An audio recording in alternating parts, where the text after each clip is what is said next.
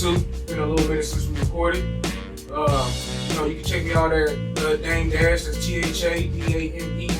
That's ThaDameDash. That is on Facebook, YouTube, Twitter, Instagram, Snapchat. You can check me out on all that. I'm passing to my guy Juice and Easy. This is Juiso. You can check me out on Instagram and Snapchat at Juiso Elite and at the Wolfmouth Show on YouTube. What up with it? Y'all know who it is. It's your boy Easy. You can check me out on Facebook at Eric Easy Jefferson, Snapchat at EasyJ, Instagram I'm the E, and Twitter at EasyJ. Let's get this popping. Good. All right, what's the first topic?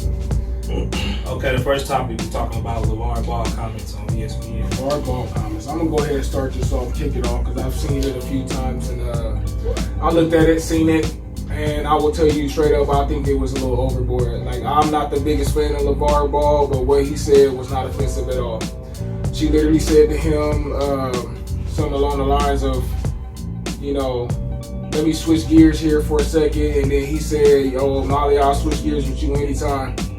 And when I heard it, I literally thought, you know, he was just like, all right, yeah, I can switch conversation with you anytime. That's the same thing if anybody said something to me, like if a chick came to me and said, you know, dang, could I ask you a question? I'm like, yeah, you can ask me a question anytime you want. To me, it's along the same lines as something like that. Like, I would never, you know, I wouldn't think like, oh, you know, let me say something like, you know, sexual that means like I want to do something with you and whatnot. I really don't think he meant anything sexual or derogatory or rude about the situation. I think ESPN was just kind of tired of Lavar Ball and they just looking for a way to get rid of the dude. I could be wrong, but you know, that's the stance they took on it.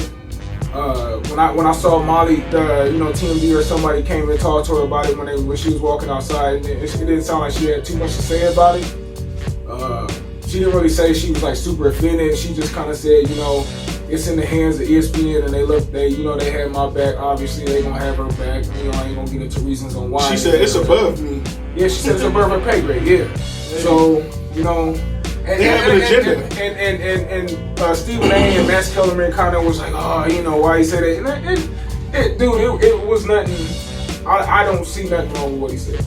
He said a lot of crazy stuff, but all the times I seen him on ESPN, he's never said nothing that was like a little overboard or like, you know, out of line.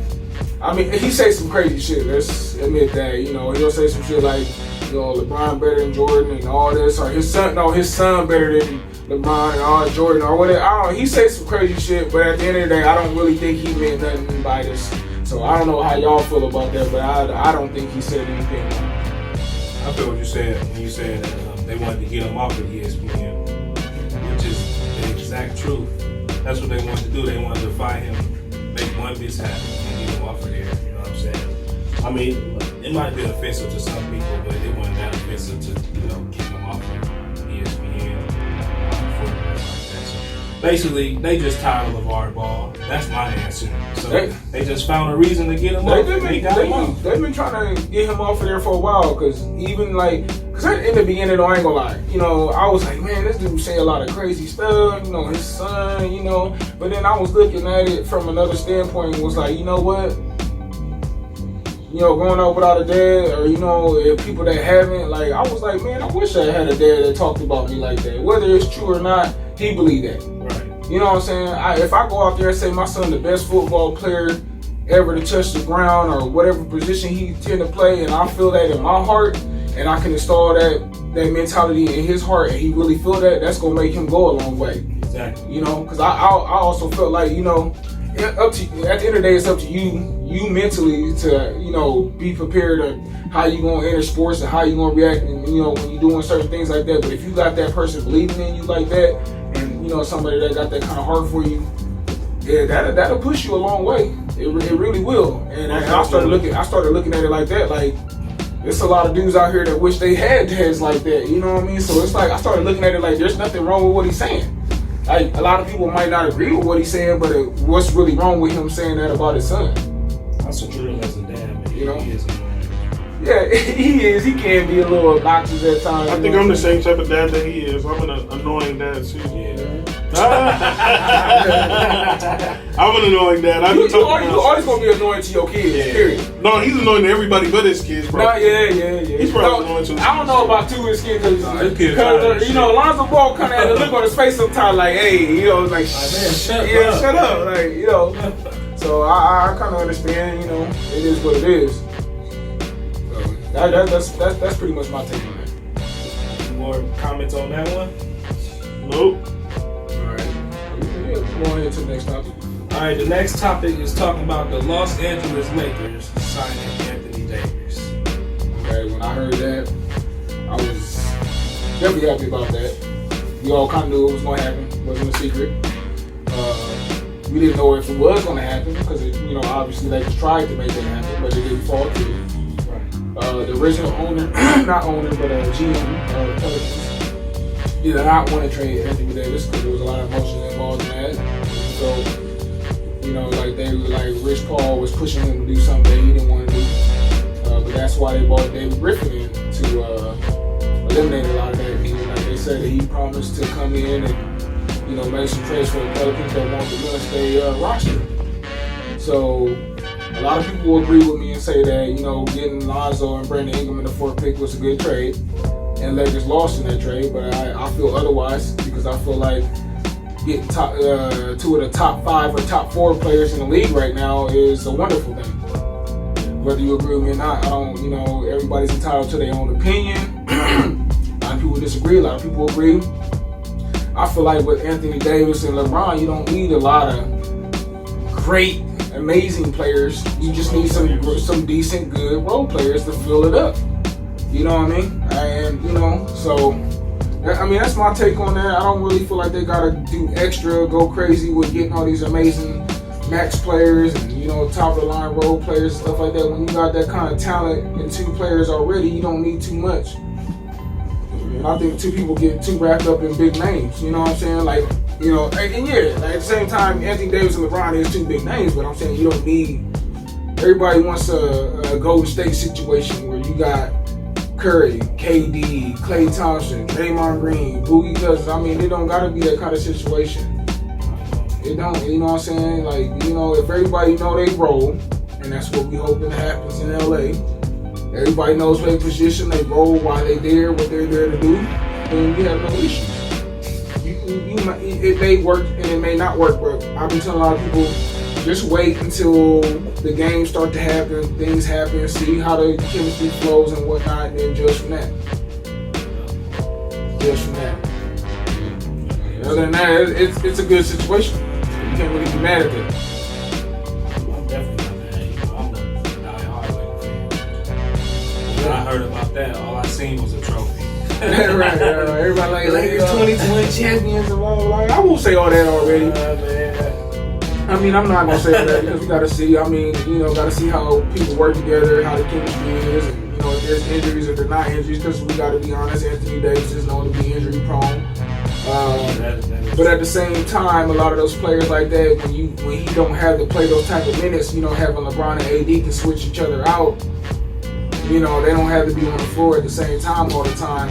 That changes a lot. You know, it changes a lot of things. And, you know, I don't think a lot of people understand that or take that into consideration. That, you know, this will make it easier on both of them, especially LeBron. Like, you know, he's still playing great, amazing basketball, but he ain't got that type of energy like he used to. You know what I mean? And I feel like, oh, he on the decline and blah. Man, like I said, he came off his best season. You know. So he's another Carmelo? It's a lot of players that is just as old as Melo that's still a lot better than him. I don't know what the fuck happened with Melo. I don't know what the fuck happened with that situation. I mean, light problems. I don't know, lots of other different. Hey, I'll tell you this though: if Derrick Rose still playing basketball better than you, and still people still wanting him, that's a lot. That's saying a lot. And Derrick Rose had a lot more injuries than fucking Carmelo Anthony. Yeah, a lot more, and D Rose was it this last season or the season before where he played he played a great season. This was just his past season, I thought. Yeah, he played a great season, and you know, much respect to D Rose. I got a lot of respect for that dude, man. A lot of respect for him. What's the next topic? I think the next topic was still on the same topic, but we were talking about RobPelinka was revealing about the cap space. Yeah, that was. When I saw that, I just kind of, it was one of them facepalm moments, like where you just like, what the fuck? Like, come on, bro. You know, and going off of everything that's been said, like obviously we're not in that business to know everything. We just kind of gotta go off of what was being said, who's saying what. Obviously, Magic got on TV finally and said that, you know, RobPelinka and Jeannie Buss were saying things about him not being in the office, not doing his job, but then at the same time, Magic told him straight up, hey, I got 30. Like, this is what I didn't even know about Magic Johnson. This dude got 30, 40 businesses that he runs. He the owner of LA Dodgers. He got bread. Yeah, he getting bread. So when it comes to him running a business, there should be no question about that. There should be no question about whether or not he can run a business. And then he's a Laker. So his heart is already invested in the team, whether he's a part of it or not. And, you know, he was doing what he got to do. And then Magic said he didn't even plan to be there long term. He said he was going to be there for like 2-3 years, kind of mentoring RobPelinka or anybody else that wanted to take their position. But he said he always felt like RobPelinka wanted to take his position, so he was just there to set everything up. Right. According to what he says. Again, I can only speculate off of what he's saying. And you know, RobPelinka won his position.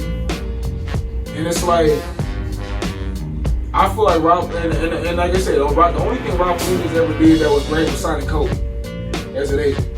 But it's like, if that's all you've done in your career and you don't have no experience as a GM or a coach or anything like that, it's like applying for a job that you don't have the requirements or the experience for. Right.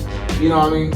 So I'm not surprised that he made this mistake of not clearing enough cap space to sign Anthony Davis. But I said they can't overlook this, and this is what I said. Like I don't want nobody to lose their job. I don't want nobody to get fired. I'm not the type of person, but I'm looking at it like this is a big mistake. And if any of us don't look at it like you made a big mistake, like I don't think you're the person to be running this organization. I think they got something going on. Well, from in LA. I'm talking about the Jeannie Buss. No. Here's the thing, though. I don't even think that. I just from again, you know, speculation is we not in that business, but yeah. I hear a lot that Jeannie Buss runs that business like a family business, and she listens to, you know, because Kobe played for the Lakers, so she listens to what a lot he got to say, and then again, this is what I hear, like she listens to this person and this person and this person. It's not hard to use your judgment on, and I'll talk to my manager, another manager I used to have at work today. I was like, man, if I'm running a business, I'm a CEO or I own this company, I'm not going off it, and I've seen this a lot being in the corporate business as far as like your Lowe's and Breast Fresh Marks and stuff like that, or you know just places in general and how they run business. A lot of it be like, I know you, you're cool, I'm hiring you, but a lot of these people don't be qualified for those positions, and you can't run a business like that. Yeah, I want to put and that's the thing though, like homies will be mad at you. Like if I have a business, I'm gonna do my best to hey, homie, go to school, learn something. You know what I'm saying? Dude, be a professional in this field. Be a professional in this field, and I will hire you because you my homie. But if you don't have any kind of experience in that field, I'm not gonna hire you because you my homeboy. See, what happens is like people that are smart, they just assume that everybody else is smart and kind of can do exactly what they do and kind of adapt and kind of like grow to like be in a role or position or whatever, whatnot. Which is, well, I don't necessarily pertain to the NBA. Because in the NBA it's like, I don't know. I mean, like, you know, she probably doesn't know anything about skill and talent. She don't. You know? But Jeannie's admitted that. She's admitted that. You know, she know what she's doing. She didn't necessarily bring it up because, in all actuality, if Kobe is in her ears telling her to bring on certain sort, he's going to go off the skill and talent. He's not going to tell her to bring in somebody that's not worthy to the team. And I would never say that Kobe don't know what he's talking about. But at the same time, you have enough common sense in your mind to know that, okay, what has RobPelinka done besides Kobe Bryant? Sign Kobe Bryant as an agent. Right. You have enough common sense in your mind. I feel like Juice, I feel like you know, man, you admit that you're not a big sports person, but you have enough knowledge in your mind to know that to ask somebody, have you ever run a business? Have you ever been a general manager? Have you done this? Yeah. Then why should I hire you? other than, hey, you know, you're Kobe's agent. I mean, this is common sense. Like, hey, you just hit. Well, I mean, that's a very significant feat that you signed Kobe Bryant. That is, but very significant. at the end of the day, it has nothing to do with your experience on running a team. Yeah. Running a team. And I won't even say, like, I tell you straight up, like, I know a lot about basketball. I love basketball. I know the rules. I know the game. I don't think I'm qualified enough to be an agent and say, oh, this is a great player, let's sign him. I feel you. You know, but I know what a great player is or what an amazing player is, but I still don't think I have that qualification to do that job. So I would never look at it like, let me be an agent and let me sign you. You should trust me. You know what I mean? I would do obviously if I had that position, I would do my research. If I had passion in that field, I'm gonna do what I gotta do. It's the same thing I am about anything technology. I went to school for that. I learned it. I read up on it on my free time. Like, this is just something that I did on my free time, and this is the reason why I got into that field, is because, like, I literally thought to myself, I sit down and read technology magazines. I look on the internet, on phones, computers, or whatever it is, and I'm like, that's something that I do fun on my free time, so I'm qualified to talk to people about this type of information. Yeah. So, but you know, you would hire me because I have enough technology, and I didn't go to for sure. No, and you know, and that's another point I want to make. You don't have to, but it's just how much are you doing to understand this information on this field? You know what I mean? And I tell people all the time, you know, and when I always talk about it. My favorite entrepreneur is Gary Vaynerchuk. He is one of the people that, and I'm not saying like you don't have to go to school, you shouldn't go to school, because obviously school is a vessel for certain things that you want to do, and you have to absolutely go to school for that shit. But I'm saying there's a lot of things that you can learn by just picking up a book, and I want to use a great example by that. One of my sons, you know, two of my boys, his mom has a cousin that literally picked up coding by reading books. Yeah. He didn't go to school. He was a kid that used to just do a little bit of research. He used to take apart stuff, read some books, learn how to code. Keep in mind, we're watching the NBA draft right now while we're recording this. So yeah, I have got time to. What we got on the next topic? Yeah, let's jump off of the sports. Yeah. We gonna, I'm not a sports guy. I said that in the first video. We're getting on to the next topic. What's the next topic? The next topic is about Lil Durk. This happened, his release, and also for those who know Eastside Peasy from Detroit, his comments on Instagram. So we're gonna talk about that. It's hot in here, folks. I just want to say this is the reason why we're all. It's very hot in this room. We don't have a lot of air running through here, so excuse us. But yeah, the Lil Durk situation, like I heard about that. The first thing I heard about that was when he was wanted for a shooting. Which when I heard that, I was like, I don't understand why these rich rappers, and I don't even want to say they're rich, they're just wealthy. You know, because a lot of these rappers nowadays, and I'm kind of getting off topic, but a lot of these rappers be signing these deals where they're not getting rich, but they have money. You know what I mean? You know what I'm saying? Or they're in a situation where they have to keep working to make money, which is sad because Nipsey and Master P and Jay-Z putting out blueprints on how to make it, but at the same time, it's kind of hard when you come from the hood and the environment where you come from, and then somebody says, hey, I'm gonna give you diamonds, a house, a car, and you can be famous if you just do this for the rest of your life. How many of us really gonna turn that down? But at the same time, it comes down to, and I'm kind of getting off topic, it comes down to, do you want to do, how much do you really care about your soul and your faith and your integrity and yourself? Because I'm the type of person that would do that. I don't care if somebody came to me today and said, I'll give you a G-Wagon, a Mercedes-Benz, a BMW, a house, all the money in the world. You know what I'm saying? But that'll never truly be your money. But you have to do this for the rest. You gotta keep working, and you'll never truly be happy or have freedom. A lot of dudes will jump to that shit, but at the same time, at the end of the day, it's like it's the same thing. It's like somebody coming to you and saying, "Hey, man, you will never see your mom again, but you can have all this money." You know, it's crazy as this shit sounds. Is what I'm saying. It's just like that's what a 360 deal is, man.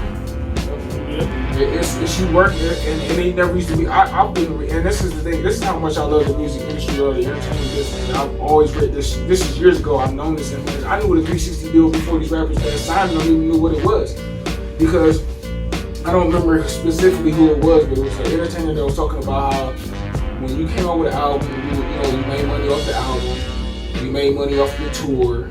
You made money off of merchandise, but nowadays it's getting to a point where you sign these deals where the label is getting a cut from a lot of that stuff that's supposed to be yours. Right. And that's the reason why I have so much respect for the Tech Nines and the Nipsey Hussles and the Master P's, because these people understand that this is my shit. It's my shit. Right. You know what I'm saying? We could work out a deal, a distribution deal where you can help put my shit out and get a little cut from that, but you're not making money from my merchandise. You're not making money from, my music that I'm putting out. I'm keeping the masters on that shit. Right. You know what I mean? But that's it again. It's hard to come at a young cat that's 17, 18 years old that don't got a grasp on life, because most guys don't get a grasp on life until they hit 30. That's a big gap. You know what I'm saying? That's a big gap for someone, to come at some young kid and be like, hey man, you can have all these bitches, you can have all this money, you can live the life, enjoy and all that shit. You just sign your life here. You know what I mean? It's sad, man. It's sad. It's sad. It's a lack of guidance. You know what I mean? So, people do what they want at the end of the day. I wish the best for everybody. It's like when I saw that Blueface interview on the Breakfast Club, when they asked him what his deal was, he didn't even know. He didn't know. He was like, I'm signing to WAC 100 and Birdman. And he was like, well, what's your deal? I don't know. You gotta talk to them. Yeah, 760 bill. Hey, it is what it is. Like, that's just what it is. Me personally, if I was coming from nothing to nowhere, and I had like a 2-album 360 deal, I would do it because it pays about the same as much as a good paying job, $50,000 a year. But you gotta put in that work. You know what's crazy about those deals? Like a 360 deal is never just a 2-album deal. It's because when so I don't. 360 is a life deal. A lot of those deals is like when you put out an album, you're so in the hole because they furnish your money, but you're so in the hole by them paying for your videos, the cars, jewelry and shit. You gotta put out another album, make up for that. Come on, that album, make them, try to put out. You're climbing. You're strictly trying to climb out of that hole repeatedly. Yeah. It's just trying to climb out of it. I'm not saying there's not a way that you can successfully get out of that, but it's hard. Like for that fame though, if the fame lasted as long as it used to, because the fame don't last as long these days. But and so that makes it less appealing. I'll say this though. It is easier to maintain that fame than it was back then, because let's use an example. Jacquees. You come out with one album, one single, boom, you done. The thing that helps you maintain that, and it comes down to you as an individual to push yourself like that. There's streaming, there's YouTube, there's Snapchat, there's Instagram, there's a lot of avenues out there for you to promote yourself and keep you relevant and out there, stuff like that. The thing I don't like about it is it's a lot of shenanigans, like with the 6ix9ine. In my opinion, if you're not making no money and you're not doing nothing with your life out here and you homeless and you broke, sign the 360 deal. I'd rather be getting my hotels paid for and getting my life paid for and getting fame and notoriety and getting something, maybe a chain or something, some outfits. Get something. A 360 deal is beneficial for somebody who has absolutely nothing going on for themselves.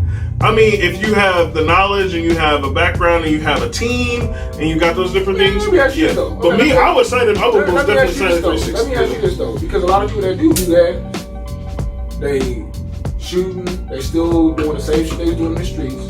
They still, getting into trouble. They still unhappy. They still doing drugs. They still it's like, okay, so I'm looking at these people like these people ain't truly happy doing that. So would you rather be free and broke, or would you rather be clamped down to a Do you remember the movie Cadillac Records? Yeah. Okay, you remember that movie Cadillac Records, and then there was one guy that was signed. What was his name? He got arrested for dealing with the white girls. What was his name? And he made that name. He was like Duck something or something like that. I forgot. But This dude, he stayed, instead of staying at hotels, he slept in his car, he ate sandwiches, and he saved his money. And he wouldn't stay in a hotel. He would save his money. He was signed to a 360 though. He was smart. Majority of people don't do that. I say a good 98, 99% of the people in the industry don't do that. They get that money. They get the money and they go above and beyond. Just like I said. But in all actuality, they're young. Like, if you, like I said, you at 17, 18 years old, can you really say that you knew how to handle your money at that age? Because I couldn't. no, I don't know how to handle my money now.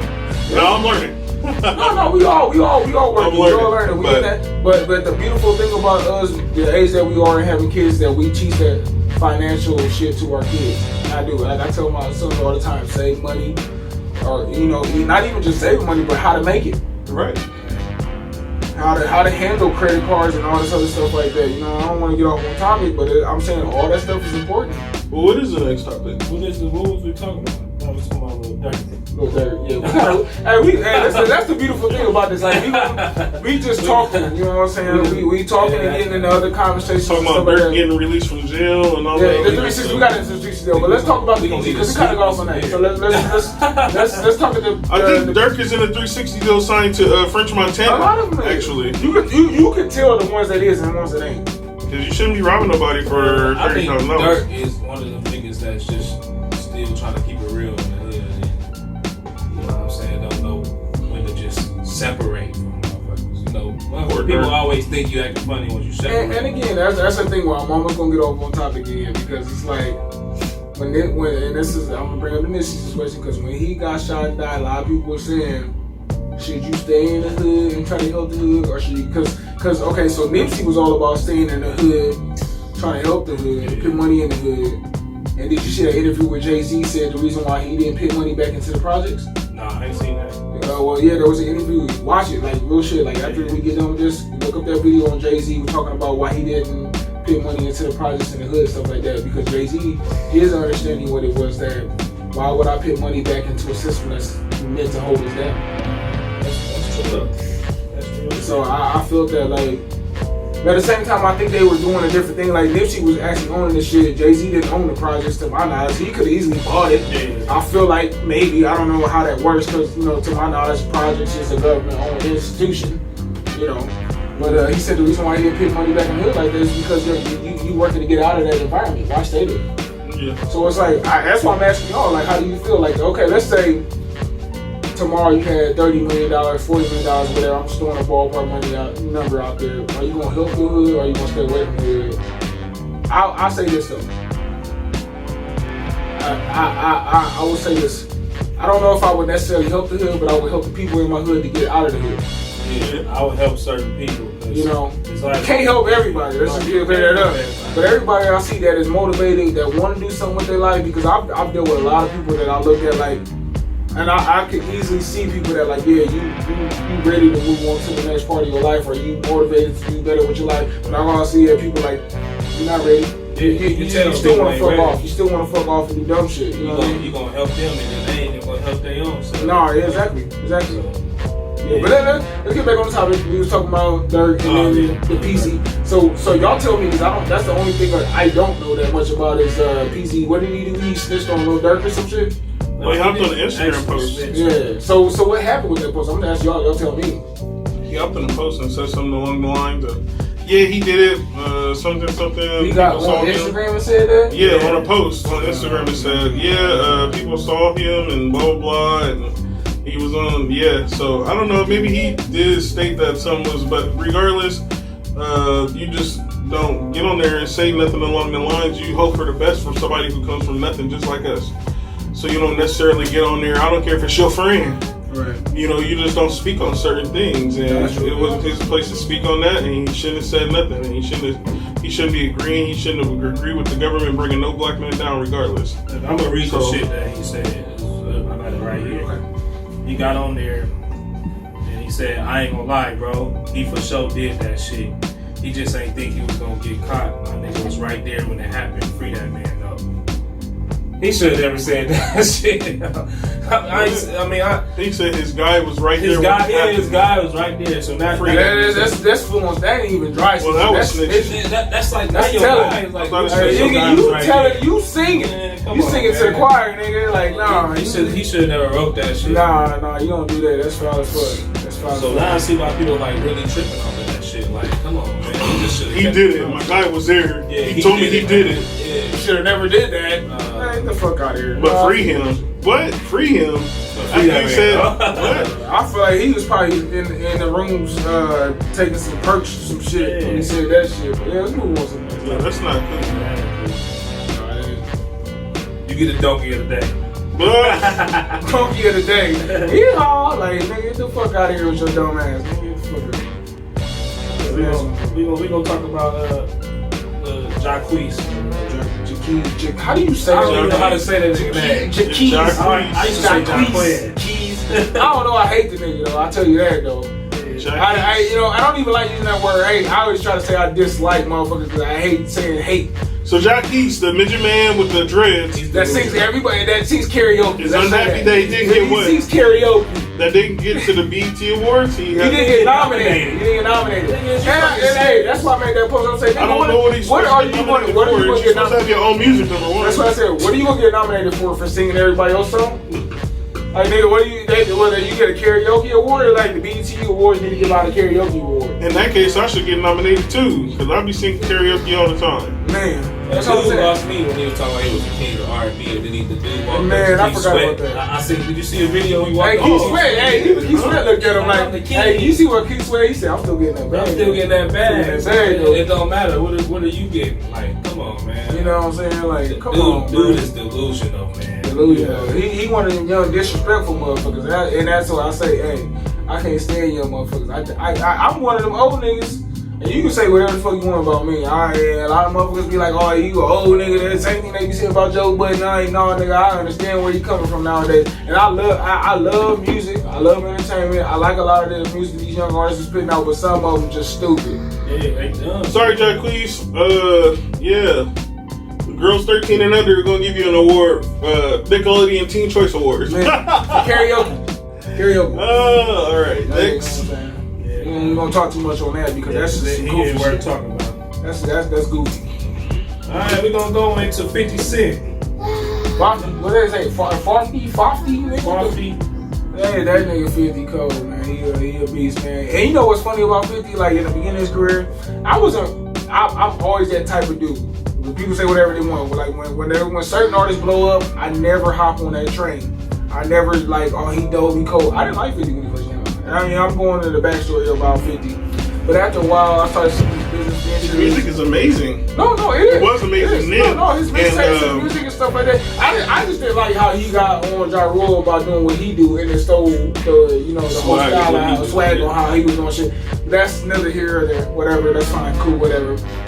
But I like the shows, the business features, everything that he's doing. I appreciate a lot of that. Yeah, he a bully. I can relate to that. I was definitely a bully in high school. I'm opening like, dang, you used to fuck with everybody. Like, who owes the money right now? Nigga, who don't? I probably owe the niggas some money. I don't even know. Yeah, 50 about to come to me. I saw Biz Markie paid him in food stamps. You see him going in on Bow Wow though? He said Bow Wow took his money. I seen that shit. Yeah. Bow Wow, Bow Wow trying to get into comedy now. I saw him cut out a little skit where he's trying to be funny and shit. He might as well because everybody laughing at him. Right, everybody he can make himself to be funny. Hey, you know what's crazy though about Bow Wow though? He still had a lot of the cold coaches in the game though. Yeah. Just like Nick Cannon did though. Like people making fun of Nick Cannon, but he had a lot of the coldest bitches in the game. Well, look at Nick Cannon though, man. He owned everything behind the scenes. Hey, Nick Cannon was funny. Is like one of the richest entertainers because he wasn't in the face of the camera, but he was behind the scenes. Running all kind of shit, you know what I mean? And shit that worked. So he's super getting that bag. He's an entrepreneur. And that's ultimately what my goal is. Like I understand, like, okay, let me say this though. Cause it's kind of getting off topic a little bit. Like when I was younger, I used to rap, sing and all that shit like that. But I was like, this ain't my lane. Damn, did you think he was a Cannon rapper or what? No. Not not that man. You know what I mean? Like Ken wasn't a great rapper. Like I was told a lot of people would vouch for me. You know, you can ask my cousin, everybody, they motherfuckers that know me, they'll vouch for me. And I was like, that's not my lane. That's not what I want to do.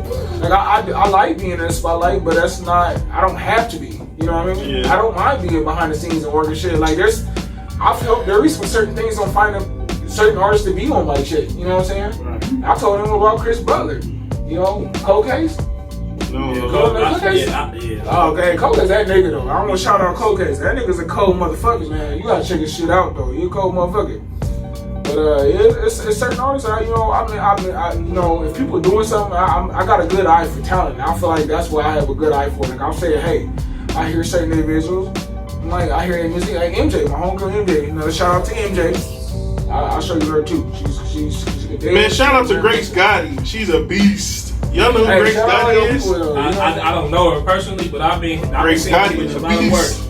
From the city. Gotta give a shout out to Grace Gotti. Yeah, I want to give a shout out to everybody that's doing it. You know, because we love everybody in the city, and all these people we naming right now is in the city of Omaha, Nebraska. Juice, of course. Yep. D.A.M.E. Easy. Yeah, I'm coming back.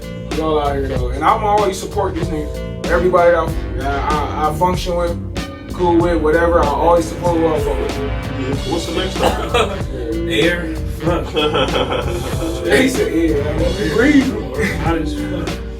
Yeah, what's the next topic? We doing this for y'all, you know what I'm saying? This is how much we love this shit. We in here burning up in here, but we doing this shit. Drake album. Drake album. I think that's the last time we No, that's cool. Drake album also, there's been a lot of rumbles in the industry. Talks of Drake's posting stuff on Instagram saying he's in album mode. I want to say Drake's last couple albums, I was not too. This is the thing, like a lot of people think that I hate Drake because I don't push T fan. But I like Drake. I was not jumping on that bandwagon when Drake first came out. I didn't like his shit right away, but after a while, I think it was Thank You Later, or what was the album where he was like in the black and the gold stuff on the table and all that? What album was that? Man, I know what you're talking about, but I don't remember. I'm not sure what the album that was, but I didn't. Drake's first album, I wasn't for that, whatever. But I started hearing his music. Okay, Google. I started being like, oh, okay, cool. Drake albums. Drake around 2012. Yeah. That's when I was fucking with Drake. It was sooner than that though. I was sooner than that. All right, so let me see here. Let me see Drake. Yeah, Drake albums. Yeah. I think I really liked them along the lines of Nothing Was the Same. What was that? Take Care. Okay, so Take Care was the album where I finally started. So that was 2011. Yeah. That was when I first started getting into Drake. Really started getting into Drake music, and I think Drake's a dope artist. But then when it does tarnish your career when somebody comes out and says that nigga you're not writing all your shit. But in his fairness, he did write for a lot of artists. He did. Drake wrote for Beyonce and some other artists. Kanye. Drake did write for a lot of people, but he also said. But I feel like when you get to a certain status in your career, which I do understand to an extent, you want to constantly be putting out hits. So sometimes you will reach out to people that can help write some shit.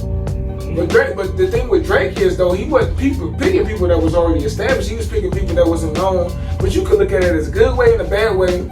But the bad thing about it is when Drake was reaching out to these artists that wasn't already established, they were giving Drake all the credit for the shit, and the people that actually wrote the shit for him was getting no love. They probably got paid for the shit. I won't say they never got paid, but they wasn't blowing up like Quick Miller didn't blow up. The Block Boy, that Look Alive, you know what I'm saying? That hit came out. You hear anything else from that dude? Yeah. No? Well, he had a little bit of success, but he didn't have any follow up. He actually worked with I Love McConan, who signed to him, and then came out and something was wrong with him. But The Weeknd actually got away from Drake. He did and did his own thing, and Drake he has a great lane. Drake was mad about that. When he had Drake to sign to OVO, and then Weeknd came out with EXO. He came out with his own shit. Was like, I'm good. That was a smart move on Weeknd because I'm not a fan of Weeknd's music. I am. No, Okay. He wasn't initially. I don't like the Weeknd's voice, but I can understand why people like him to an extent because I have. He sounds like Michael Jackson. Nah, just playing. And I don't like Michael Jackson. What? He's just some symbols of his music, and it's questionable. I can never. I'm a big Chris Brown fan, and I won't even say that Chris Brown, you know, he can dance like a motherfucker, but he ain't making music like that. No, he don't sound like Michael Jackson. The Weeknd makes his voice sound like a little bit like Michael Jackson. But The Weeknd writes really great music because when he said, "Got up, thank the Lord for the day. Well, goodbye, girl. I don't even know her name." I felt that. You know another artist that did sign to Drake music, and he kind of came out saying some negative stuff, but he kind of backed off. Who? What's that one dude? The Party Next Door. Oh yeah. You know he's still signed to Drake's label, right? Yeah. There was a time when he came out and said that he wasn't completely happy on the label, but they must have paid him some money and shut him the fuck up quick. I don't know, cause he don't kind of exist no more.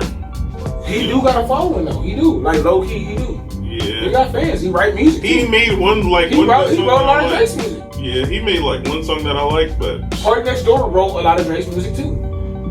But as far as Drake and album, what are you gonna come out with? Like that's what I'm saying. Like, yeah. Drake switches genres. Drake went from R&B. But he follows waves though too. Yeah. Like, when he hears something that's popular or popping, he'll copy that. And then remember XXXTentacion saying that Drake stole some of his shit. He went from R&B. He went to Caribbean music. The Caribbean with the Highline Bling. I will say this though. I think Rihanna did popularize a lot of that shit.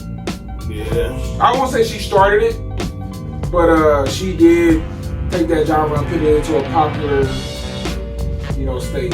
With a lot of he had the Texas music going on. He did it all. What's the next topic?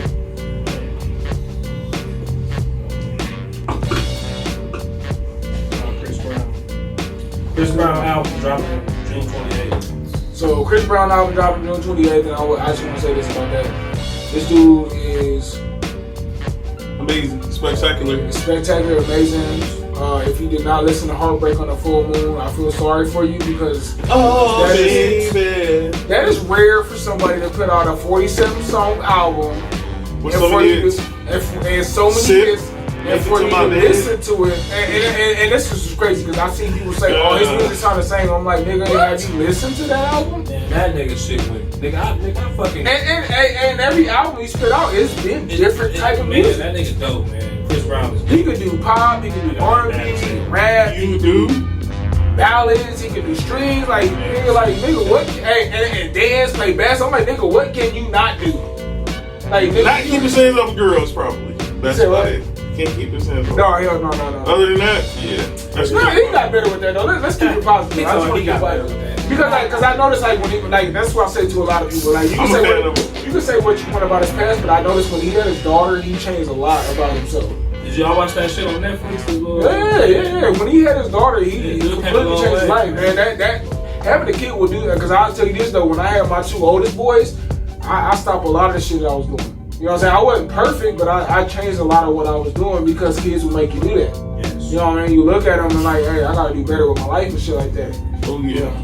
And so I give him credit for that, but back to just him as an artist and his talent is just like, nigga, how can you rap, sing, play basketball, dance, do art, nigga? Like what? Like I said, what can you not fucking do?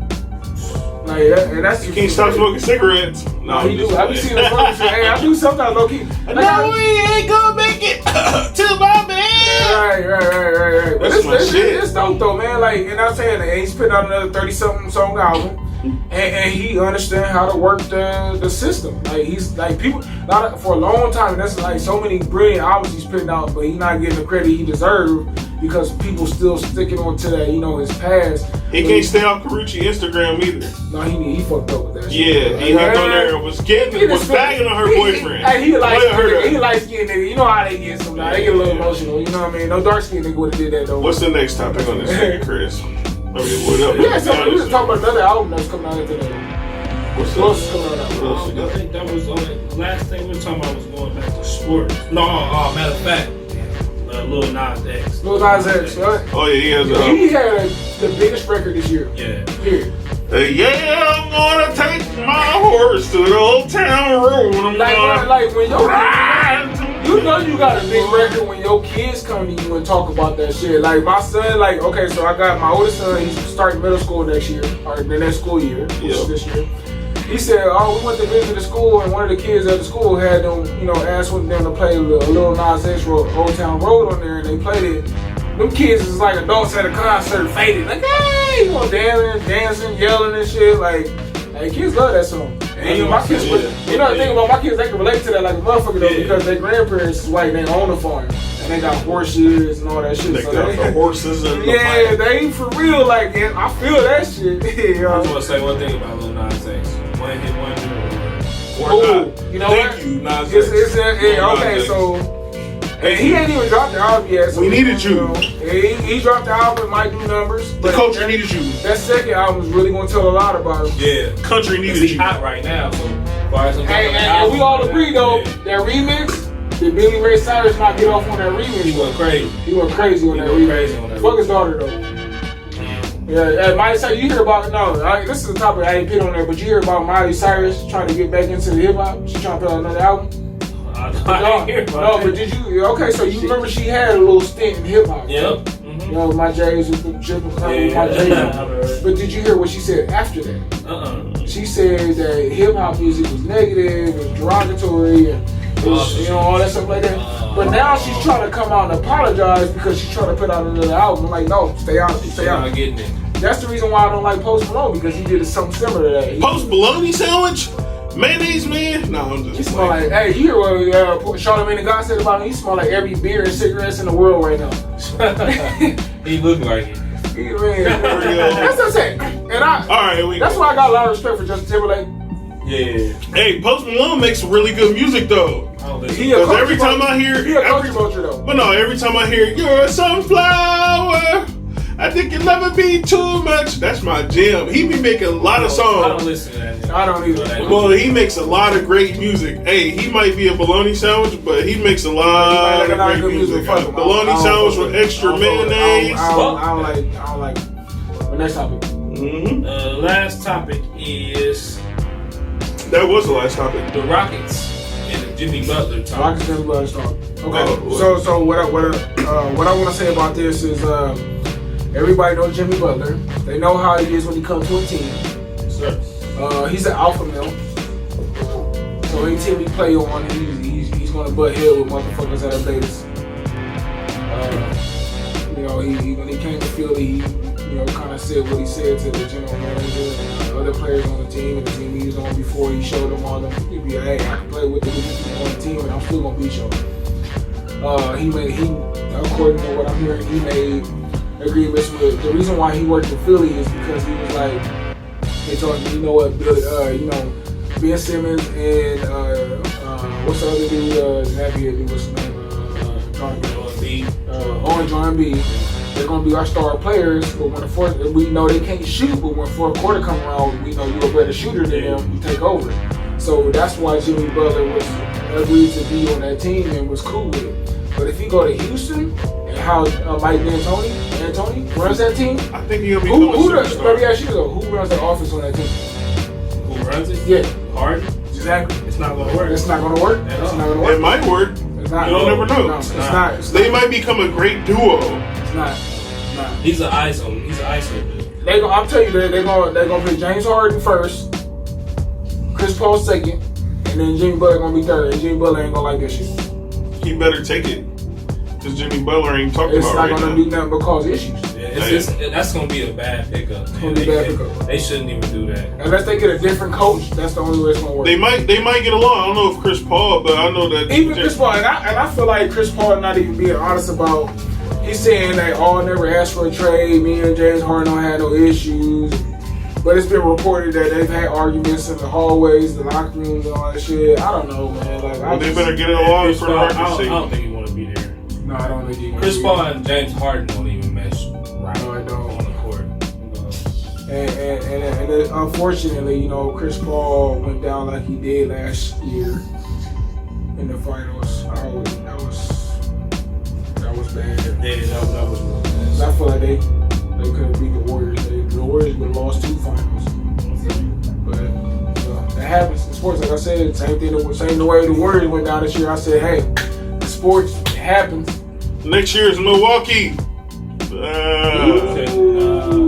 It depends on his free agency. Kawhi stay in Toronto, which I don't think he will. I don't know where you're gonna go either. I don't know. If I was quiet, I would stay in fucking Toronto. You got a whole country behind you. He can easily win another ring. Yeah. With Clay not playing most of the year and KD not playing. Yeah, easily. Nigga, like y'all, you better stay there and win one more at least. We'll see what happens. So One more at It's least. gonna be real interesting. so does that wrap this up? That wraps it up. It does. I appreciate everybody watching. I love all of y'all. Thank you for watching the YouTube channel. Chop Talk 2. Talk 2 means episode 2. It's your boy D.A.M.E. The D.A.M.E. If you want to find me on any of my social media sites, that's THADAMEDASH. Holla at your boy. For sure. I just say shit. I want to give y'all another. I want to give another shout out on that shit. So you know what I mean? Because this is a collaborative. Hey, we gonna keep this here. It's a collaborative effort, man. I appreciate you dudes, man. Well, I'm at Juice Elite on every platform, and it's your boy Easy, man. I'm sorry I gotta make this so complicated, but we're gonna start off with Facebook. Eric Easy Jefferson Sr. Then we're gonna go to Instagram. I'm him the E. Then we're gonna go to Snapchat. Easy J, and Twitter is Easy J. Did I forget something? YouTube. Easy Jefferson on YouTube, man. And I'm telling you, man, we coming with it, man. Coming with it, man. Chop talk. And I want y'all to leave comments on the videos. Mainly feedback. Like constructive criticism. I don't care if it's good, bad, negative, positive. I don't care. I want to hear what y'all gotta say. You know what I'm saying? That's only gonna make us better. That's only make us do what we want to do better. You know what I'm saying? Because we want to make this content, this entertainment for y'all better. So we appreciate everything y'all gotta say. So God bless. Appreciate every single one of y'all. Thank you. we out.